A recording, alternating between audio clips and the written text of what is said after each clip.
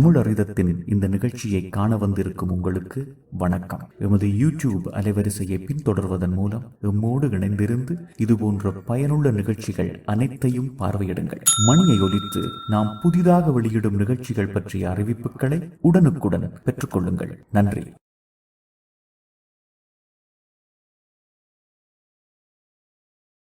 அனைவருக்கும் வணக்கம். தமிழறித நுட்பியல் உலகாயம் இலங்கை சிறப்பு இணையவழி உரையாடல் 200 காலம் 2. அதாவது செயற்கை நுண்ணறிவியல் இன்று அது இல்லாத துறையே இல்லை என்று கூறலாம். அதாவது ஆங்கிலத்தில் கூறுவதென்றால் the most used and abused word is artificial intelligence. அதாவது இன்று எந்த துறையை எடுத்தாலும் சரி, கணினித்துறை இல்லாமல் வேற எந்த துறையில எடுத்தாலும் இப்பொழுது செயற்கை நுண்ணறிவு இல்லாமல் ஒரு வளர்ச்சி இல்லை என்ற அளவுக்கு என்று வந்திருக்கின்றது. ஒரு ஒரு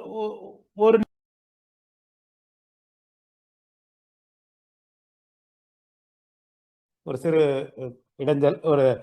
அதாவது இந்த செயற்கை நுண்ணறிவியல் மக்களிடம் பரவ அதற்கு நிறைய வாய்ப்புகள் வளர்ச்சி அடைந்தாலும் அதில் சில பிரச்சனைகள், சில பாதுகாப்பு தேவைகள் இருக்கின்றது. அதாவது நம் தொழில்நுட்பமானதை அதன் பலனை நாம் அடையும் பொழுது அதனால் ஏற்படும் சிறு சிறு நமக்கு பாதுகாப்பு குறைவு அல்லது அதில் ஏற்படும் சங்கடங்கள் நாம் தெரிந்து கொண்டால் அது நமக்கு பேருதவியா இருக்கும். இணையம் என்பது உங்களுக்கு எல்லாம் தெரியும், அதில் பயன்களும் இருக்கின்றது, சில பாதுகாப்பு தேவைகளும் இருக்கின்றது. நம் பாதுகாப்பு சரியாக அமையாவிட்டால் நம்மை பற்றிய தகவல்கள் மாறலாம், அதை தவறுதலாக யார் வேண்டுமானாலும் பயன்படுத்தலாம். அதனால் இன்றைய இணைய தலைப்பு ஆனது உங்கள் அதாவது செயற்கை நுண்ணறிவு அமைப்புகளை பாதுகாப்பாக வைத்திருப்பது எப்படி. முதலில் நமக்கெல்லாம் தெரியும் ஏ என்றால் என்ன. அதாவது செயற்கை நுண்ணறிவு என்பது மனிதர்களைப் போல சிந்திக்கும் கணினி திறன் கொண்ட ஒரு பொருள். அதாவது இன்று கணினி எடுத்துக்கொண்டால், இணையத்தை எடுத்துக்கொண்டால் நமக்கு தேவையான அனைத்து தகவல்களையும் ஏஐ மூலமாக பெற்றுக்கொள்ளலாம். முன்னரெல்லாம் நாம் ஒரு ஒரு அதாவது சாஃப்ட்வேர் நாம் தயார் பண்ண வேண்டும் என்றால் மென்பொருள் தயார் பண்ணுவதற்கு 6 மாதம் அல்லது 8 மாதம் நாம் எடுத்துக்கொண்டால் இன்று 6 நிமிடத்தில் இந்த செயற்கை நுண்ணறிவு மூலமாக அந்த மென்பொருளை நாம் தயார் பண்ணக்கூடிய அளவுக்கு இன்று மென்பொருள் வளர்ந்து இருக்கின்றது ஏஐ தொழில்நுட்பம் மூலமாக. அதனால் தற்போது ஏஐ தவிர்த்து நாம் கணினியை பயன்படுத்த முடியாத சூழ்நிலை உள்ளது. நாம் சாதாரணமாக கூகுளில் ஏதாவது தேடினால் கூட அது ஏஐ மூலமாக தேடுதல் நடக்கின்றது. ஸோ அதனால் நாம் செயற்கை நுண்ணறிவை தவிர்த்து இணையத்தில் அல்லது கணினியில் பயணிப்பது என்பது சற்று சிரமம். ஆகையினால் இது எப்படி உருவாகிறது? இந்த செயற்கை நுண்ணறிவு நாம் கொடுக்கும் தகவல்களை கொண்டு கற்றுக்கொண்டு அதற்கு நமக்கு தேவையான கேள்விகளை கொடுக்கும்போது அது நமக்கு பதில்களை தருகின்றது. ஆதலினால் நாம் சற்று அதை பயன்படுத்தும் முறை நமக்கு தெரிந்திருக்க வேண்டும். அதில் நாம் பாதுகாப்பு என்பது இன்றைய தேதியில் அத்தியாவசியமான முக்கியமான ஒன்றாக உள்ளது. ஏன் இந்த செயற்கை நுண்ணறிவில் பாதுகாப்பு முக்கியம்? அதுதான் இன்றைய பொருள், இன்றைய தலைப்பு. நாம் ஏஐயிடம் ரகசியங்களை பகிர்கிறோம். குறிப்பாக சில நேரங்களில் பார்த்தோம் என்றால் இணையத்தில் நமக்கு சில தகவல் தெரிய வேண்டும் என்றால் அந்த இணையம் நம்மிடமிருந்து சில கேள்விகளை கேட்கின்றது. அந்த கேள்விகளானது நம்மை பற்றி, நம் உறவினர்களை பற்றி, நம் பிறந்த தேதியை பற்றி, நமது இருப்பிடம் பற்றி, நமது முகவரி பற்றி, நமது செல்பேசி பற்றி பல தகவல்களை நாம் தருகின்றோம். நாம் தெரிகின்றோம், சில நேரம் தெரியாமலும் தந்து விடுகிறோம். அதனால் இணையத்தில் நாம் சில ரகசியங்கள் தெரியாமல் கூட பகிர்வதற்கான வாய்ப்புகள் இருக்கின்றது. சில நேரங்களில் வேண்டுமென்றே சிலர் தவறான தகவல்களையும் தர வாய்ப்பு உள்ளது. அதை ஒரு திசை திருப்ப அல்லது தவறான தகவல்களை வந்து கணினி இணையத்தில் செலுத்தி அதை பரப்புவதற்கான முறையும் அதில் சரியாக கையாளவில்லை என்றால் அதனால் தீமைகளும் நடைபெறலாம். இதில் உங்களுக்கெல்லாம் தெரியும், ஹேக்கர்கள் கணினியில் இணையம் மூலமாக நம்ம பயன்படுத்தும் போது இதை தவறான முறையில் அல்லது நம் தகவலை மாற்றுவதற்கோ அல்லது விரும்பத்தகாததை பயன்படுத்துவதற்கோ ஹேக்கர்கள் முயலலாம். அது நாம் அதனால் பணம், சில தகவல்களை கொடுத்து நாம் ஏமாறுவதற்கான வாய்ப்பும் இருக்கிறது. இன்றைய செய்தித்தாள்களில் பல நேரங்களில் நாம் பார்க்கின்றோம் இணையம் மூலமாக மக்கள் ஏமாறுவதை. அடுத்து நாம் பாதுகாப்பு என்றால் என்ன? அந்த பாதுகாப்பு நம்மிடம் உள்ள நம் கணினியில் உள்ள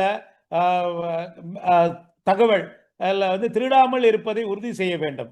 அது இன்றைய தேதியில் வங்கிகள் நம்ம வங்கிகளோட இணையம் மூலமாக நாம் பெரும்பாலான செயல்களை செய்து கொண்டு இருக்கின்றோம்.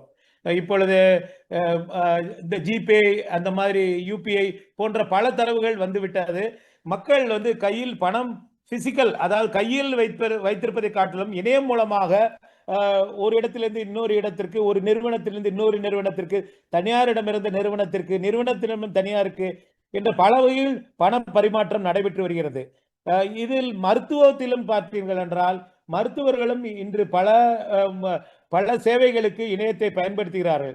இவற்றில் நான் ஏற்கனவே கூறியது போல, இப்ப கூகுள்ல எடுத்துக்கொண்டால் எப்படி நம் தகவல்களை ஏஐ மூலமாக தருவதற்கான எல்லா முயற்சிகளும் எடுத்து வருகிறார்களோ, அது மாதிரி இணையம், வங்கிகள், நம்ம அன்றாட பயன்படுத்தும் பல செயலிகள் அந்த தகவல், அந்த ஏஐ நுட்பத்தை பயன்படுத்துவதனால் நாம் சற்று கவனமாக இருக்க வேண்டும்.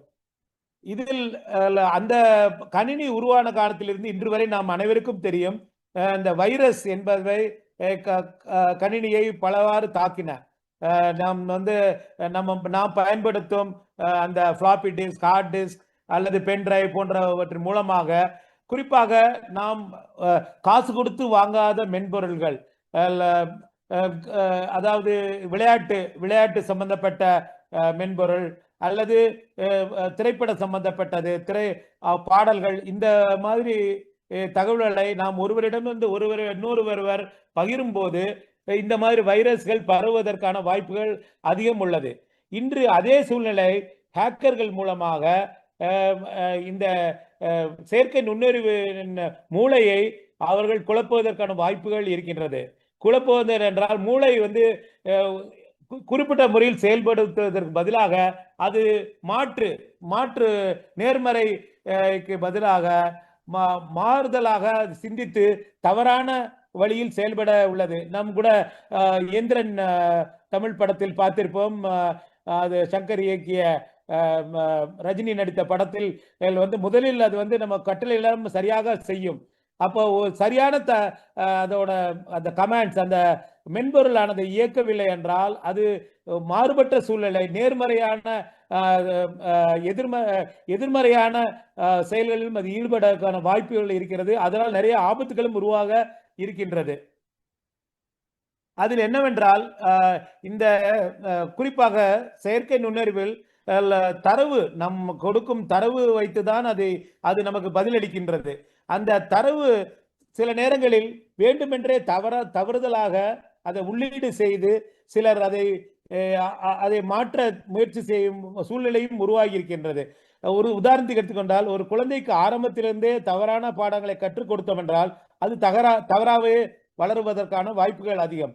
அதனால் இந்த ஹேக்கர்கள் என்ன செய்கின்றார்கள் என்றால், அவர்கள் அந்த பயிற்சி தரவுகள், இந்த செயற்கை நுண்ணறிவில் பார்த்தீங்கன்னா நிறைய வந்து பயிற்சி தரவுகள் தேவை. அதாவது அந்த தரவுகள் நம்ம உள்ளீடு செய்வதில், அதை ஆங்கிலத்தில் சொல்லுவார்கள் கார்பேஜ் இன் கார்பேஜ் அவுட்.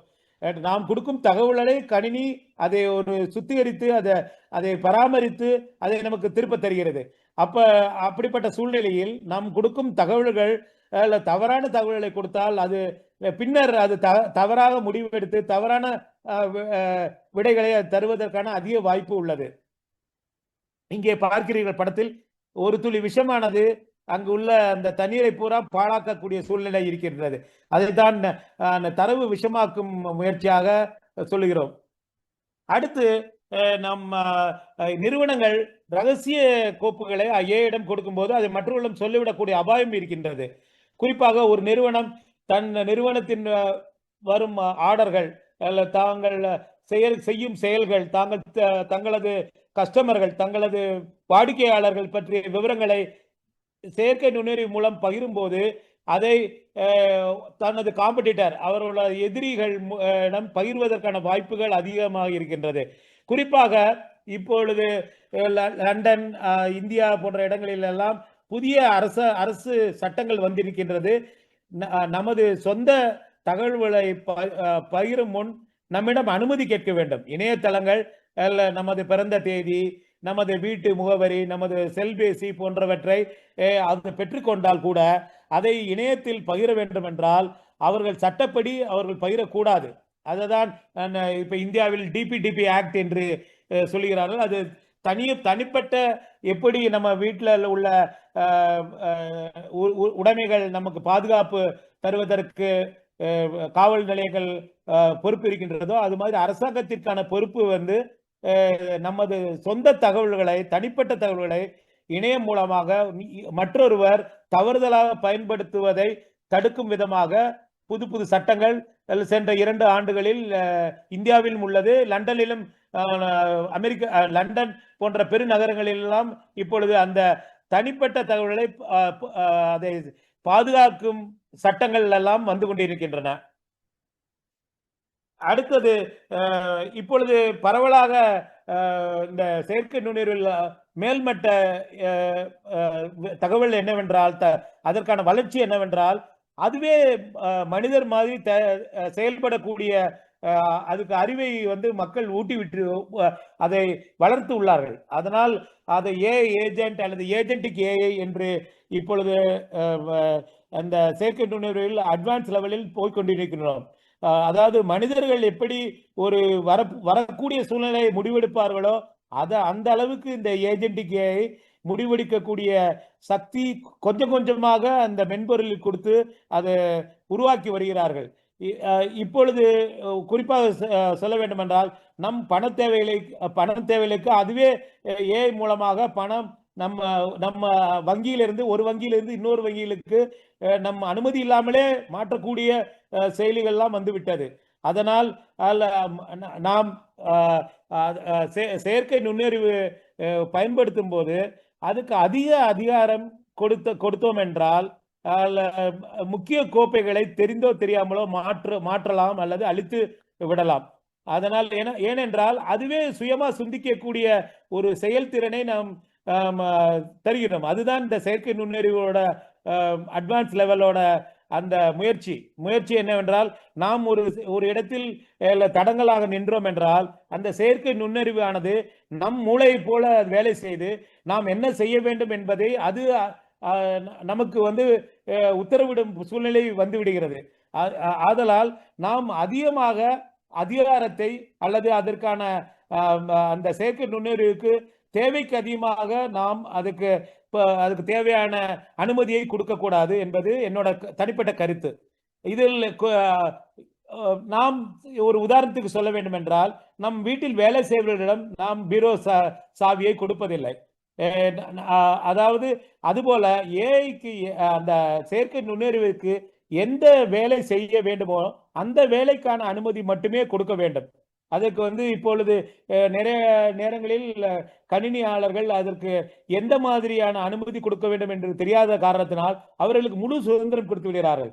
தனது தரவுகளை கொடுத்து நீ எப்படி வேணாலும் அதை பகிர்ந்து கொள், எப்படி வேணாலும் அதை பயன்படுத்திக் கொள் என்று சொல்லும் சூழ்நிலையில் அதுவே நமக்கு நாளை எதிராக அந்த தரவுகள் நமக்கு எதிராக நமக்கு எதிரிகளிடம் அதை கையாள அவர்களிடம் தவறுதலாக பயன்படுத்தக்கூடிய வகையில் அவர்களிடம் சேருவதற்கான வாய்ப்புகள் அதிகம். ஆதலினால் நம்ம ஒரு உதாரணம் சொல்ல வேண்டாம், அந்த பூட்டுக்கு என்ன சாவி தேவையோ அந்த சாவி மட்டும்தான் செயற்கை நுண்ணறிவு கொடுக்க வேண்டும். அடுத்தது இப்போ பொதுவாக இப்போ உள்ள இந்த குறைந்த வயதினர் என்ன நினைக்கின்றார்கள் என்றால் நமது வேலையை சுருக்கமாக செய்ய வேண்டும். நாம் அதிகமாக சிரமப்படக்கூடாது. நம் வேலைகளை எவ்வளவுக்கு எவ்வளவு கணினி செய்ய முடியுமோ அந்த அளவுக்கு கணினி செய்யட்டும் என்று நாம் ஒதுக்கிக்கொள்ளும் வாய்ப்பு ஒதுக்கிக்கொண்டு அது கணினி இயந்திரம் மூலமாக எவ்வளவுக்கு எவ்வளவு அதை வேலை வாங்க முடியுமோ அவ்வளவுக்கு எவ்வளவு அதை அதிலும் வேலை வாங்க வேண்டும். மனித இன்ட்ராக்ஷன், மனிதர் வந்து அதை நிர்வகிக்கக்கூடிய தேவையை குறைத்து கொண்டே வருகிறார்கள். இது வந்து சில நேரங்களில் தவறுதலான முடிவு எடுக்க செயற்கை நுண்ணறிவான தவறுதலான முன் நடவடிக்கை எடுக்க சூழ்நிலை உருவாகும். அதனால் பொதுவாக என்ன கருத்து என்னவென்றால், எவ்வளவுதான் செயற்கை நுண்ணறிவு அதை பயன்படுத்தி ஒரு செயலியை உருவாக்கினாலும் ஒரு திட்டத்தை உருவாக்கினாலும் அதில் கடைசி அதை அனுமதிக்க வேண்டிய பொறுப்பு மனிதனிடம் இருந்தால் அது வந்து நல்லதாக இருக்கும், அது பாதுகாப்பாக இருக்கும். அதைத்தான் இங்கே நான் குறிப்பிடுகிறேன். குறிப்பாக பண பரிவர்த்தனைகள் சம்பந்தப்பட்ட விஷயங்களில் செயற்கை நுண்ணறிவை முடிவெடுக்க விடாமல் நாம் கடைசியில் மனிதர் வந்து அதை சரிபார்த்து, அது 1 நிமிடம் தேவைப்படலாம் அல்லது 2 நிமிடம் தேவைப்படலாம். அப்பொழுது மனிதன் சார்ந்து அந்த அப்ரூவல், அந்த அனுமதி கொடுத்தால் இந்த பாதுகாப்பு சிறந்ததாக இருக்கும். அடுத்தது, இப்பொழுது செயற்கை நுண்ணறிவில் முக்கியமான ஒரு தடுமாற்றம் என்னவென்றால் ஹாலுசினேஷன் என்று சொல்வார்கள் ஆங்கிலத்தில். ஹாலுசினேஷன் என்றால் தனக்கு தெரியாத ஒன்றை கணினி வந்து தெரியவில்லை என்று சொல்வது ரொம்ப கடினம். இப்ப மக்களிடமே நிறைய நேரங்களில் பார்த்தீங்கன்னா இது வந்து தெரியாததை தெரியாது என்று சொல்வதில்லை. அவர்களே ஒரு இட்டுக்கட்டி இது இப்படியா இருக்கலாம் அப்படி இருக்கலாம் என்று சொல்வார்கள். ஆனால் இந்த இருக்கலாம் என்று சொல்வதை கூட செயற்கை நுண்ணறிவு சொல்லாது. அது தனக்கு தெரிந்தது போல அது சொல்லக்கூடிய வாய்ப்பு இருக்கின்றது. ஸோ அதனால் இப்ப போலி தகவல்கள், நமக்கு தெரியாத விஷயங்களில் தவறான பதிலை கொடுப்பது சில செயற்கை நுண்ணறிவு சாதனங்களில் செய்து வருகின்றது. இது ஒரு சவாலான ஒன்றாக இருக்கிறது. அது பின்னர் நாம் அதை அறியும் பொழுது அது மிகப்பெரிய தாக்கத்தை ஏற்படுத்தி விடுகின்றது, பெயர் கெட்டு விடுகிறது. அந்த மாதிரி அந்த ஹாலுசினேஷன் வந்து பொதுவாக எல்லா செயற்கை நுண்ணறிவு செயலிகளிலும் இந்த பிரச்சனை, இந்த விதமான ஒரு சூழ்நிலை உருவாகின்றது. அதுக்கு நாம் என்ன செய்ய வேண்டும் என்றால், ஒரு குறிப்பிட்ட செயலை மட்டும் நம்பாமல், நாம் எப்படி மருத்துவத்துறையிலே ஒரு டாக்டர் சொன்னதை சில நேரங்களில் நாம் நம்பாமல் அல்லது நம்ம இன்னொரு மருத்துவரிடம் சென்று அது அவர் சொன்னது சரிதானா அல்லது இதை வந்து சரியான முறைதானா என்று நாம் எப்படி கேட்டுக்கொண்டு முடிவெடுக்கின்றோமோ, அது மாதிரி இந்த ஹாலுசினேஷன் ப்ராப்ளத்தை தவிர்க்க வேண்டும் என்றால் நாம் சில நேரங்களில் 2-3 தரவுகளை பயன்படுத்தி எது நம் நினைக்கும்படி நம்மை ஒத்த கருத்துடன் இருக்கின்றது என்பதை நாம் தெரிந்து கொள்வது அவசியம். ஏனென்றால் இங்கே பாத்தீங்கன்னா மனிதன் வந்து ஒரு செயற்கை சூழ்நிலை யாரோ ஒரு வழிகாட்டுதல் போகாத இடத்துக்கு வழிகாட்டி போகின்றது. ஸோ அந்த மாதிரி அந்த போலி தகவல்களும் ஹாலுசினேஷன் இதுவும் மிக அதிகமாக செயற்கை நுண்ணறிவில் இருக்கின்றது. அடுத்தது, செயற்கை நுண்ணறிவானது சில நேரங்களில் பார்த்தீங்கன்னா எப்படி முடிவெடுக்கும் என்பதை நமக்கு தெரிவதில்லை. எப்படி வந்து இந்த பிளாக் பாக்ஸ் என்று கூறுவார்களே, அது போல நாம் ஒரு கேள்விகளை கேட்கின்றோம், செயற்கை நுண்ணறிவு அதுக்கான தரவுகளை, அதற்கான பதில்களை, அதற்கான முடிவுகளை கூறுகின்றது. அது எப்படி அந்த முடிவு எடுத்தது, எந்த காரணங்களால் அந்த முடிவு வந்தது என்பதை நாம் அறிவதில்லை. நமக்கு சில நேரங்கள் நாம் அதை தவிர்த்து விடுகின்றோம், நாம் அதற்கு முக்கியத்துவம் கொடுப்பதில்லை. ஆதலினால் நாம் இப்பொழுது புதிதாக வந்திருக்கின்றனால் எக்ஸ்பிளனபிள் ஏஐ, அதாவது அந்த செயற்கை நுண்ணறிவு எப்படி அந்த முடிவை எடுத்தது என்பதை நமக்கு தெரிய வேண்டியது மிகவும் அவசியம். ஏன்னா அது பயாஸா இருக்கலாம், யாரோ ஒருத்தர் சொன்ன தகவலை வைத்து சொல்லலாம். சில நேரங்களில் இப்பொழுது இந்த தேர்தல் வருவதென்றால் கூறுகின்றேன், தேர்தல் கருத்து கணிப்பு பார்த்தீங்கன்னா ஒரு 2 பேர் 2 விதமாக கருத்து கணிப்புகள் கூற வாய்ப்பு இருக்கிறது. அந்த மாதிரி ஒரு சூழ்நிலை ஏஐயிலும் உருவாகும். அதனால் நம்ம வந்து அந்த கருப்பு பெட்டி சிக்கல் இங்கும் இருக்கின்றது. நாம் கேள்விகளை கேட்கின்றோம், அதில் பதில் உண்மையானதா, அது எந்த காரணங்கள் கொண்டு அந்த முடிவை எடுத்தது என்பதை நாம் தெரிந்து கொண்டால் அது அந்த ரிலையபிலிட்டி, அந்த முடிவை ஏற்றுக்கொள்ள வசதியாக இருக்கும். இப்பொழுது புதிதாக அந்த செயற்கை நுண்ணறிவு என்பதில் நாம் சில பாதுகாப்பு வேலிகள் உருவாக்க வேண்டும். அதாவது நம்ம எப்படி ஒரு மலைப்பாதையில் செல்லும் போது ஒரு கார்ட் ரயில்ஸ் அந்த மாதிரி இரு பக்கமும் நமக்கு பாதுகாக்கக்கூடிய ரயில் தண்டவாளங்கள் போல இருக்கின்றதோ அதே மாதிரி நாம் செயற்கை நுண்ணறிவிலும் சில கட்டுப்பாடுகள் கொண்டு வர வேண்டியது அவசியம். ஓப்பன் எண்டடா இருந்தால் சில நேரங்களில் அது அதன் முடிவுகள் அதை எடுக்கும் நடவடிக்கைகள் நாம் அதை கட்டுப்படுத்த முடியாது. அதில் தவறுகள் நேர்ந்தால் அதை திருத்திக் கொள்வதற்கு ரொம்ப சிரமம். ஆதலினால் இப்பொழுதெல்லாம் இந்த செயற்கை நுண்ணறிவு மென்பொருள்களில் சில கட்டுப்பாடுகள் சில தடுப்பு வேலிகள் எல்லாம் அமைக்க ஆரம்பித்துள்ளார்கள்.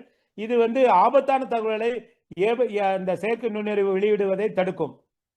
இதில் இன்னொரு விஷயம் என்னவென்றால் ஏஐ மூளையை நாம் ஏற்கனவே கூறியது போல அதை ஹேக்கர்கள் அதை எடுத்து தவறுதலாக பயன்படுத்தக்கூடிய வாய்ப்புகள் இருக்கின்றது.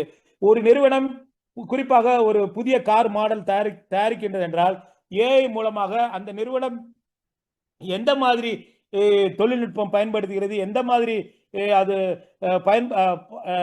பயன்படுத்த உள்ளது என்பதை அதை திருட்டுத்தனமாக ஏஐ மூலமாக தெரிந்து கொள்ளவன வாய்ப்புகள் இருக்கின்றது.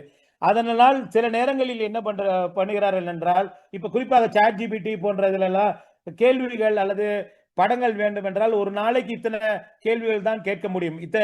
அதாவது இலவசமாக நீங்கள் அந்த செயற்கை நுண்ணறிவு செயலியை பயன்படுத்தினால் ஒரு நாளைக்கு இத்தனை கேள்விகள் தான் கேட்க முடியும். இத்தனை வரைமுறைகள் கொடுத்திருக்கிறார்கள் எண்ணிக்கை. அதன் மூலமாக ஓரளவு இந்த திருட்டு அதாவது தொழில்நுட்ப திருட்டை தவிர்க்க முடியும். அடுத்தது நாம் பயன்படுத்தும் மென்பொருள் பல மென்பொருளை பல மென்பொருளுக்கு தேவைப்படும். அதனால் ஒரு சில மென்பொருள்களில் சில தவறுகள் இருந்தால் கூட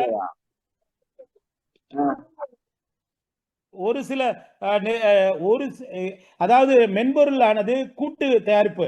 அதுல பாத்தீங்கன்னா நிறைய நேரம் பல வெளிநாட்டு மென்பொருளும் அதில் கலந்து இருக்கலாம், அதுக்கு தேவைப்படலாம். ஆதலினால் நாம் சற்று கவனமா இருக்க வேண்டும். ஆங்கிலத்தில் கூறுவார்கள் the strength of the chain depends on the weakest link. அதுல நம்ம அந்த ஒரு வளையம் அது திறந்திருந்தால் அந்த மொத்த மென்பொருளுமே அதாவது தவறுதலாக பயன்படுத்த வாய்ப்பு உள்ளது. அதனால் நாம் சற்று கவனமாக இருக்க வேண்டும். இதில் இந்த ப்ராம்ப்ட் இன்ஜினியரிங் என்பது முக்கியமானது. செயற்கை நுண்ணறிவில் அடித்தளம் என்பதே இந்த கேள்வி கேட்கும் முறையும் அந்த கட்டளைகளும் நம்ம எப்படி கொடுக்கின்றோம் என்பதை பொறுத்திருக்கிறது. அதனால் அந்த செயற்கை நுண்ணறிவு விதிகளுக்கு புறம்பாக அது சில நேரங்கள் நாம் கேள்விகள் கேட்டால் அது சில முக்கியமான தகவல்களை நமக்கு வெளியிட எதிரிகளுக்கு வெளியிட வாய்ப்பு இருக்கிறது. இது எப்படி இருக்கின்றன ஒரு பூட்டை திருடன் ஏமாற்றுவதற்கான வாய்ப்பு இருக்கிறது. அந்த கேள்விகளை நாம் சில கேள்விகளை கட்டுப்படுத்தலாம், மட்டுப்படுத்தலாம். அதை சில தவறான கேள்விகள் கேட்டால் இல்லை இந்த கேள்வி என்னால் பதில் சொல்ல முடியாது என்று ஏஐ வடிவமைக்கலாம். ஆபத்தான வார்த்தைகளை தவிர்க்கும் வகையில் ஏஐ அமைக்க வேண்டும். அடுத்தது நிறுவனத்தின் ரகசியங்களை ஏஐ மற்றவர்களுக்கு தெரியப்படுத்தாமல் செய்ய வேண்டும் என்றால் இது சில நேரங்களில் ஏஐ மனிதர்களைப் போல வாய் தவறி உண்மை வருவது போல சில சூழ்நிலை வரலாம். அதனால் ரகசிய தகவல்களை கூடுமான வரை இணையத்தில் போடுவது தவிர்க்க வேண்டும். அது எளிதாக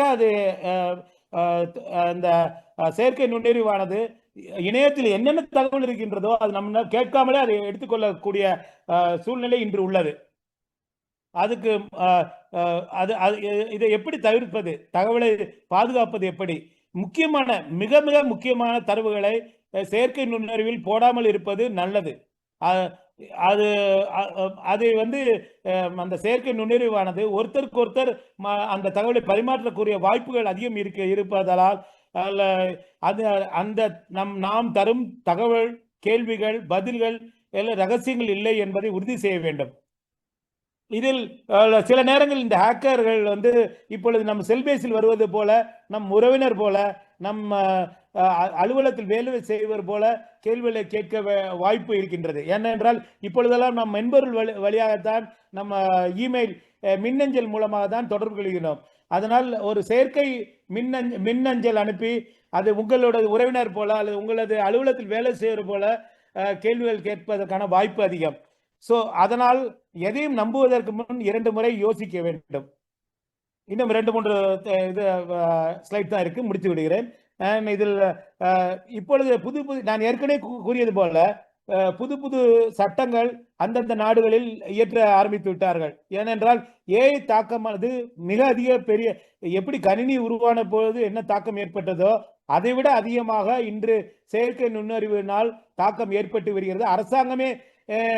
அரசாங்கத்தில் நடைபெறும் நிகழ்ச்சிகளை கூட அந்த செயற்கை நுண்ணறிவானது அதை உள்ளே உள்ளே உள்ளே புகுந்து அதை மாற்றக்கூடிய வலிமை இன்று கொஞ்சம் கொஞ்சமாக செயற்கை நுண்ணறிவுக்கு வந்து கொண்டிருக்கின்றது.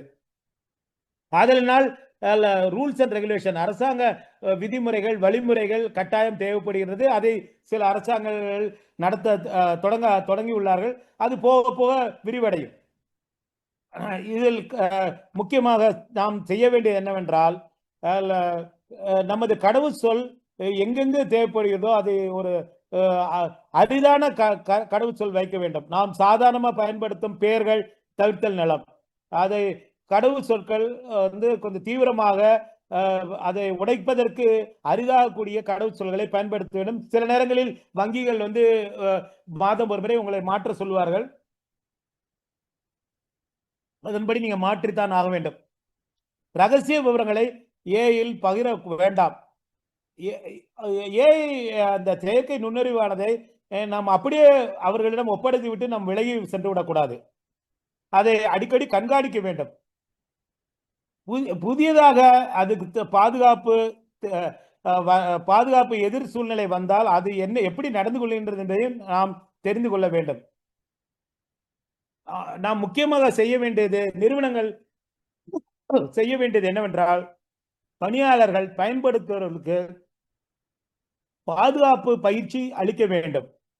நாம் எப்படி குழந்தைகளுக்கு பாதுகாப்பு பயிற்சி தேவை என்று சொல்லுகின்றோமோ அதே போல செயற்கை நுண்ணறிவு எப்படி பயன்படுத்த வேண்டும், எப்படி பயன்படுத்தக்கூடாது, என்ன தரவுகளை கொடுக்க வேண்டும், என்ன தரவுகளை கொடுக்க கூடாது, எந்த மாதிரி கேள்விகளை கேட்க வேண்டும், எந்த மாதிரி கேள்விகளை கேட்கக்கூடாது, எப்படி அதை பயன்படுத்த வேண்டும் என்று இன்று பலருக்கு தெரியாது.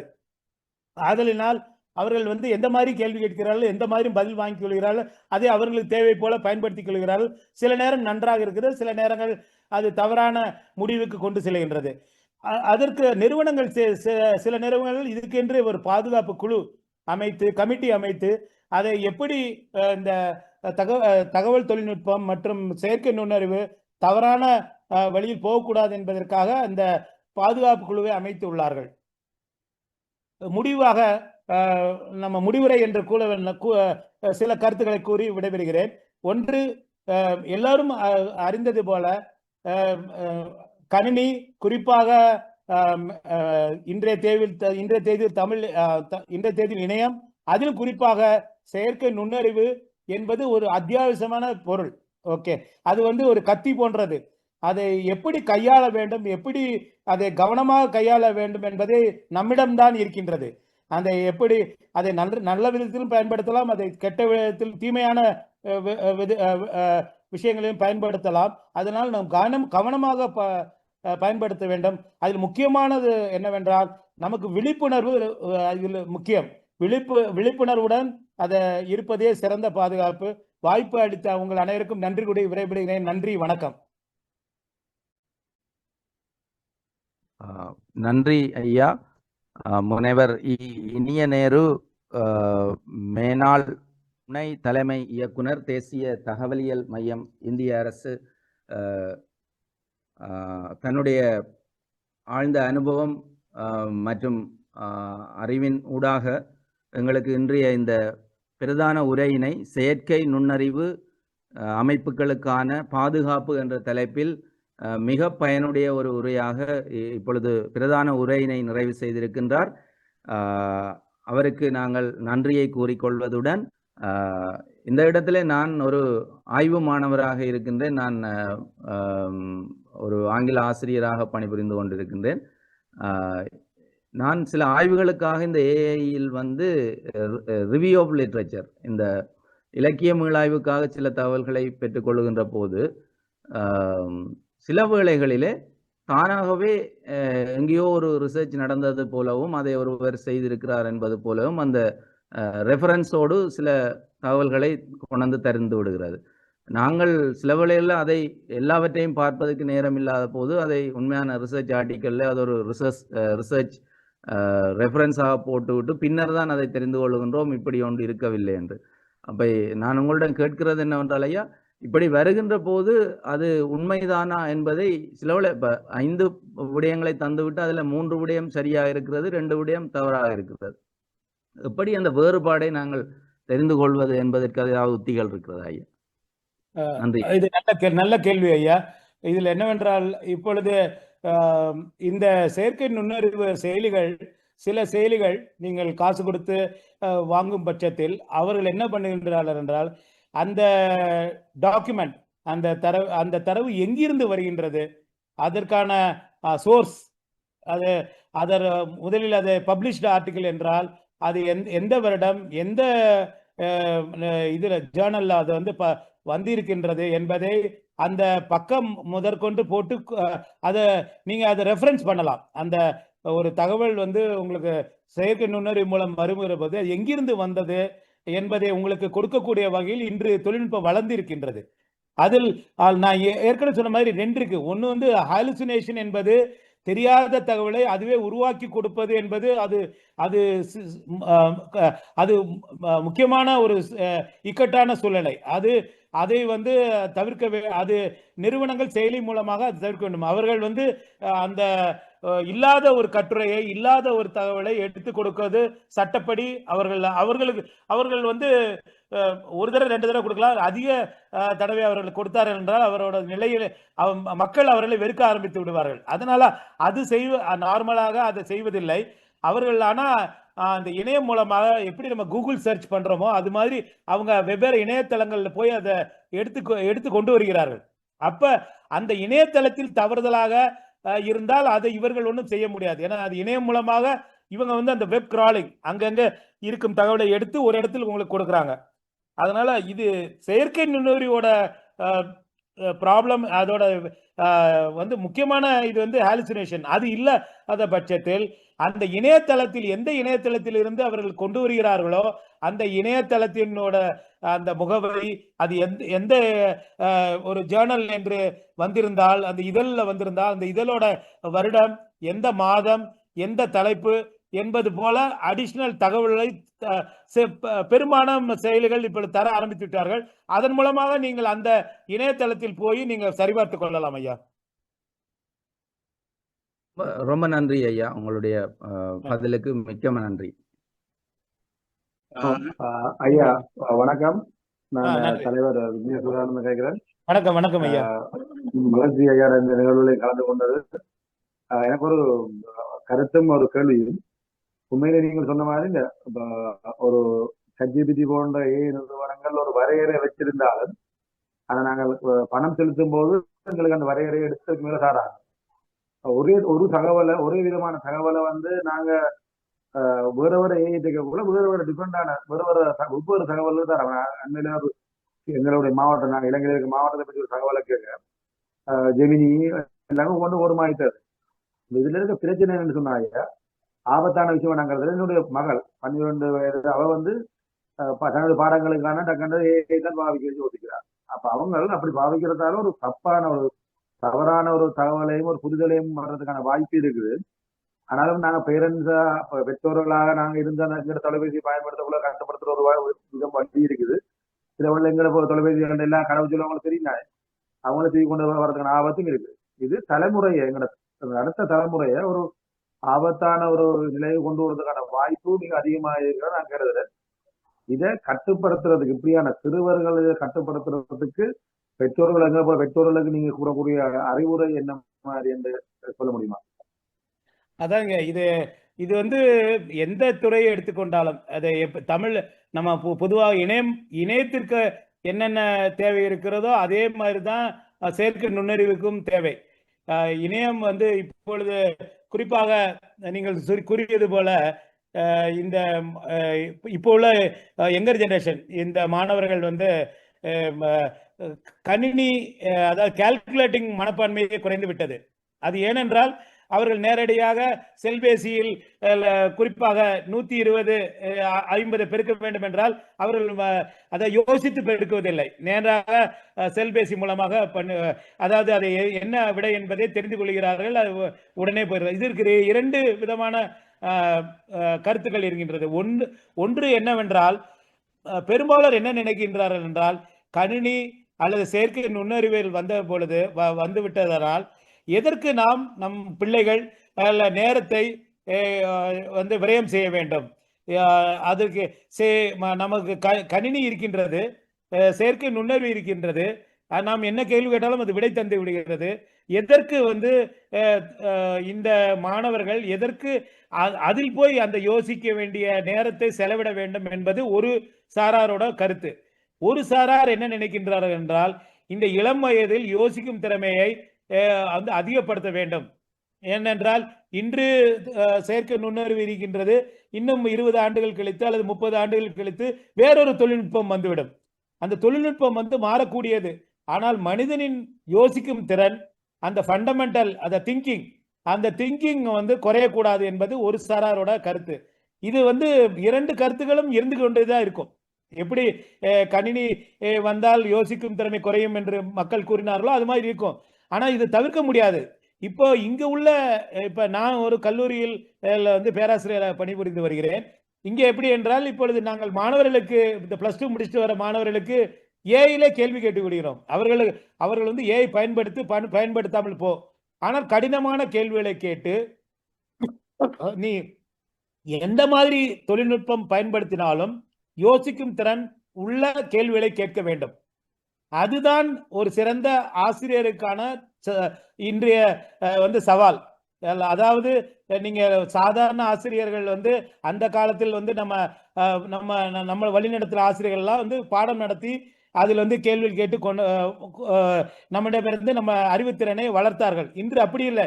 மாணவர்களுக்கு நம்மை போல 100 ஆசிரியர்கள் ஒரே நேரத்தில் அவர்கள் கையிலே கிடைக்கிறார்கள். ஆதலினால் இதில் அந்த ஏஐ தொழில்நுட்பத்தில் முக்கியமான விஷயம் என்னவென்றால், எப்படி கேள்விகளை கேட்பது, எப்படி கேள்விகளை உருவாக்குவது, அதுதான் இன்றைய செயற்கை நுண்ணறிவில் முக்கியமான இது. அதை நாம் தொழில்நுட்பத்தை தடுக்க முடியாது. இன்னும் 5 ஆண்டுகளில் இன்னும் இது போல பல மடங்கு இன்று நாம் குழந்தைகளை தடுக்கலாம், நாளை தடுக்கலாம். ஆனால் எவ்வளவு ஆண்டுகளுக்கு தடுக்க முடியும்? ஸோ அந்த தொழில்நுட்பமானது இன்னும் விரிவடைந்து, இன்னும் கொஞ்ச நாள் கழிச்சு பார்த்தீங்கன்னா முதல் வகுப்பு படிக்கும் மாணவர்களே செயற்கை நுண்ணறிவு பயன்படுத்தக்கூடிய சூழ்நிலை உருவாகலாம். அதனால் நாம் அதாவது குட் திங்ஸ் பேட் திங்ஸ் பிரிக்க வேண்டும். ஒன்று. இரண்டாவது, இந்த தொழில்நுட்பத்தை பயன்படுத்தி மாணவர்கள் எப்படி தங்களது சுயமாக சிந்திக்கும் திறனை அல்லது ஒரு துறையிலிருந்து இன்னொரு துறைக்கு எப்படி அதை பயன்படுத்துவது, அந்த மாதிரி ஒரு புது எனக்கு உடனே என்னால் அதுக்கு தீர்வை சொல்ல முடியவில்லை. ஏனென்றால் 2 பக்கமும் லாபம் இருக்கு, நஷ்டம் இருக்கின்றது.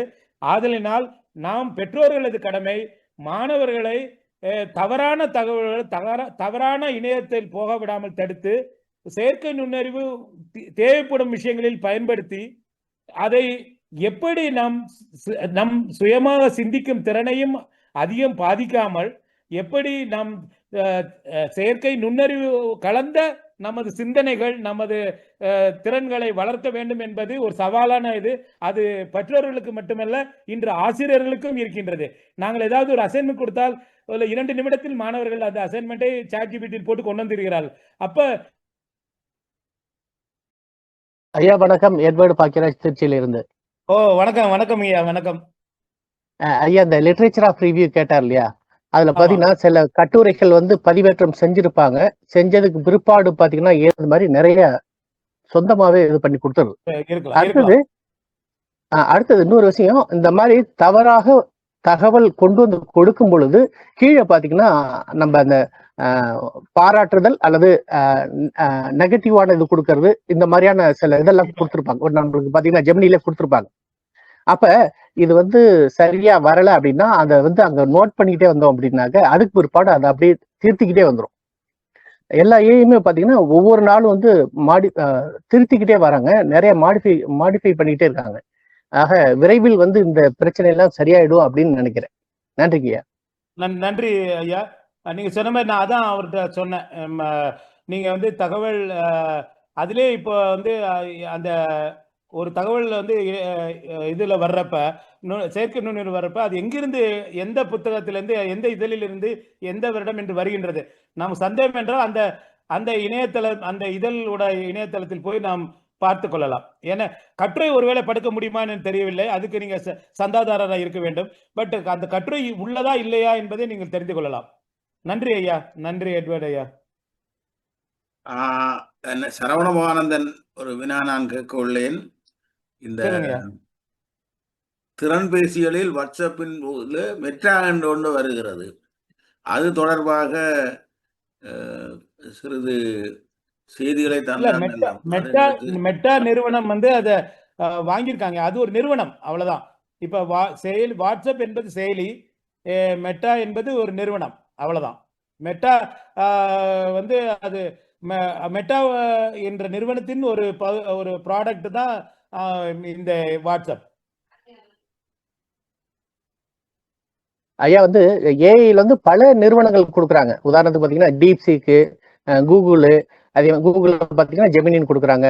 அதே மாதிரி பிங்ல பாத்தீங்கன்னாக்க கோ பைலட்னு கொடுக்குறாங்க. அப்புறம் பாத்தீங்கன்னா குரூக்குன்னு இருக்கு, u.com, இப்படி சொல்லி நிறைய ஏஐ இணையதளங்கள் இருக்கு. அதுல ஒண்ணுதான் மெட்டா, அவ்வளவுதான். இதுல என்னன்னா அவங்களுக்கு ஒரு 2 பேருக்கு ஒரு ஒப்பந்தம் மாதிரி இருக்கும். பொதுவா இந்த செயலி இப்ப நீங்க கூகுள் எடுத்துக்கொண்டால் அது கூகுள் பைலட்ல போடு, இதுல போய் தேடும், கூகுள் ஜெமினில போய் தேடும். அந்த மாதிரி மைக்ரோசாஃப்ட் எடுத்தீங்கன்னா கோ பைலட்ல போய் தேடும். ஏனென்றால் அவங்களுக்கு வந்து அந்த அவங்க அதே நிறுவனமானது அந்த தரவுகள் இருக்கிறப்ப அந்த தரவுகளை முதல்ல தேடி அவங்க அதை பாப்புலரைஸ் பண்றாங்க. அதனால அந்தந்த செயலிக்கு அந்தந்த நிறுவனத்தோட வந்து அனுமதி பெற்று அவர்கள் தேடுவதற்கு வசதியாக இருக்கும். இன்னும் ஒரு வினா நான் கேட்க இருக்கிறேன். கருத்தாக மறுத்துக் கொள்ளலாம். என்னன்னு சொன்னா, இன்றைக்கு எங்களுடைய தகவல்கள், செய்திகளுக்கு பாதுகாப்பு இல்லாமல் இருக்கின்றது. ஏனென்று சொன்னால், இந்த செயற்கை நுண்ணறிவு அதை கட்டுப்படுத்துவதற்கு இலங்கையில், எங்கள் நாட்டில் சட்ட ரீதியான பாதுகாப்பு இல்லை. தமிழர்தம் இதை சட்ட ரீதியான பாதுகாப்புக்கு அரசை தூண்டலாம். அதுக்கு நாங்கள் என்ன செய்ய வேண்டும் என்றதை ஒரு ஆலோசனையாக கூற முடியுமா? அதாவதுங்க, இப்ப ஒண்ணு வந்து என்னன்னா, இப்ப அமெரிக்கா, லண்டன், யூகே போன்ற நாடுகள் வந்து அவர்களுக்கு வந்து இந்த சைபர் செக்யூரிட்டி, அதாவது இணையத்தில் எப்படி பாதுகாப்பை பலப்படுத்த வேண்டும் என்பதை அது தொடர்ச்சியாக அவங்க செஞ்சுக்கிட்டு இருக்காங்க. இதுல இந்திய அரசாங்கம் குறிப்பா சொல்லணும்னா, இந்த தனிப்பட்ட தனியார் தகவல்களை எப்படி வெளியிலே பகிரக்கூடாது என்பதற்காக அந்த டிபிடிபி ஆக்ட் என்று சென்ற ஆண்டு அதற்கு சட்ட வடிவம் கொடுத்தார்கள். அந்த மாதிரி இது வந்து ஒரே ஒரு சட்டத்தின் மூலமா நாம் திருத்த முடியாது. அல்லது அதை பூரா இதற்கு சில இந்த செயற்கை நுண்ணறிவுக்கு மறைமுகமாக உதவக்கூடிய அல்லது அதனால் வரக்கூடிய அதை தடுப்பதற்கு ஆன சட்டங்கள், பல சட்டங்கள் தேவை. அதில் ஒரு சட்டம் வந்து ஐடி ஆக்ட். ஐடி ஆக்ட் என்பது இந்தியாவில் இருக்கு, அநேகமாக இலங்கையிலும் ஐடி ஆக்ட் இருக்கும் என்று நினைக்கின்றேன். ஆனா இந்த டிபிடிபி ஆக்ட் என்பது இப்பொழுது தனியார் அந்த தகவல்களை தவறுதலாக பயன்படுத்தக்கூடாது, அப்படி தவறுதலாக பயன்படுத்தினால் அவர்களுக்கு சிறை தண்டனை உண்டு என்று அந்த டிபிடிபி ஆக்ட் வந்து 2024-25 இந்திய அரசாங்கம் வந்திருக்கிறது. இதுக்கு முன்பாடி வந்து ஆங்கிலேய யுனைடெட் கிங்டம், அதாவது லண்டனிலே இதுக்கு இந்த சட்டம் இருக்கின்றது.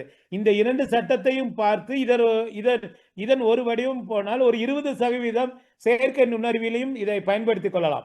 செயற்கை நுண்ணறிவு என்பது நமக்கு வர்ற பினிஷ்டு ப்ராடக்ட், அது வந்து ஒரு கார் மாதிரி, அதுல பயன்படுத்தக்கூடிய உட்பொருட்கள் தான் முக்கியம். அந்த தரமான உட்பொருட்கள் உள்ளே இருந்தால் அல்லது அங்கீகரிக்கப்பட்ட உள்ள இருக்க பொருட்கள் இருந்தால் நமக்கு சேதம் குறைவு. அதற்கான ஒரு சட்டம் மட்டும் பத்தாது, அதுக்கு பல சட்டங்கள் தேவை. அதில் முன்மாதிரியாக உள்ளது அந்த ஐடி ஆக்ட் என்பது சட்டம். அது 2005-2008 இந்தியாவில் கொண்டு வந்தாங்க. அதுக்கப்புறம் இந்த டிபிடிபி ஆக்ட் என்பது சென்ற ஆண்டு சட்ட வடிவம் வந்து அதை பாராளுமன்றத்தில் அங்கீகாரம் கொடுத்தாங்க. இது ரெண்டும் வந்து முக்கியமான தேவைங்க. இதுல வந்து நம்ம 2 வருடங்களுக்கு ஒரு முறை அதுக்கு தேவையான சட்ட வடிவத்தை கொண்டு வந்து செயற்கை நுண்ணறிவு அந்த நாட்டில் பயன்படுத்தும் போது இந்த 2 சட்டங்களும் அவர்கள் அதன்படி நடக்க வேண்டும் என்று ஒருவரில் கூறினால் போதும். நன்றி. வேறு ஏதாவது வினாக்கள் உள்ளனவா பங்கு பெற்றினர்களிடமிருந்து?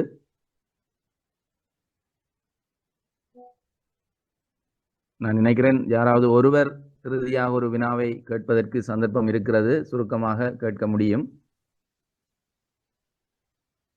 நான் ஒரே ஒன்று சொல்லிடுறேன். ஆராய்ச்சி கட்டுரைகள் சமர்ப்பிக்க வேண்டும் என்றால் பிளகாரிசம் என்று சொல்வார்கள். நிறைய பேருக்கு தெரிஞ்சிருக்கும். அதாவது கல்வித்துறையில் உள்ளவர்களுக்கு தெரியும். இந்த இணையம் மூலமாக ஐயா ஆல்பர்ட் ஐயா கேட்டாங்க, இவங்க எட்வர்ட் ஐயா சொன்னாங்க. நிறைய தகவல்களை இன்னொருத்தர் செஞ்சதை தான் செஞ்ச மாதிரி போடுறது, இந்த மாதிரியான இது அரிய நிறைய நடந்து கொண்டு இருக்கிறது. அது பேர் பிளகாரிசம் என்று சொல்வார்கள். குறிப்பா ஆராய்ச்சி மாணவர்கள் ஒரு தகவலை எடுத்து பயன்படுத்தும் போது அவர்களுக்கு அங்கீகாரம் கொடுக்க வேண்டும். அவர்கள் அதற்கு தகுந்தபால் தன்னோட என்ன கண்டுபிடிப்பு என்பதை சொல்ல வேண்டும். இன்னொருத்தர் செஞ்ச அல்லது அவர் உருவாக்கின ஒரு கருத்து அல்லது அவர் உருவாக்கின கட்டுரையை தன் கட்டுரையா மாத்தி அவங்க சொல்றதுதான் இந்த பிளகாரிசம் என்பது. இந்த பிளகாரிசம் இப்ப பரவலாக எல்லா நாடுகளிலும் இருக்கின்றது. அதை தவிர்ப்பதற்காக இப்ப இந்த ஏஐ தொழில்நுட்பம் வந்தது பின்னால் இந்த பிளகாரிசம் அதிகமாக உள்ளது. ஏனென்றால் எளிதாக அதை எடுத்து ஏஐ மூலம் கொடுத்து கொஞ்சம் மாற்றி அது தன்னோட சொந்த கருத்து சொந்த கட்டுரை போல உருவாக்கக்கூடிய சூழல் இருப்பதனால் இப்பொழுது பல மென்பொருள் நிறுவனங்கள் இந்த செயற்கை நுண்ணறிவு மூலமாக ஒருத்தரோட கருத்து அல்லது ஒருத்தரோட கட்டுரையை அவர்கள் சிறிது மாற்றம் செய்து தன் கட்டுரை போல கொடுப்பதை கண்டுபிடிக்கக்கூடிய சாதனங்கள் மென்பொருள்கள் அந்த பிளகாரிசத்தை ஏஐ பிளகாரிசம் என்று இப்போ கூறுகிறார்கள். அதில் சாதாரண பிளகாரிசம் தவிர இது செயற்கை நுண்ணறிவு மூலமாக ஒருத்தரோட அறிவு மற்றவர்கள் சுரண்டுதல் அதை எப்படியெல்லாம் நடக்கின்றது, எவ்வளவு சதவீதம் அவர் அடுத்தவர் கருத்தை பயன்படுத்தியிருக்கிறார் என்பதை சொல்லக்கூடிய சூழ்நிலை இன்று உள்ள இந்த பிளகாரிசம் டூலுக்கு இருக்கின்றது. தகவலுக்காக மிக்க நன்றி. இப்பொழுது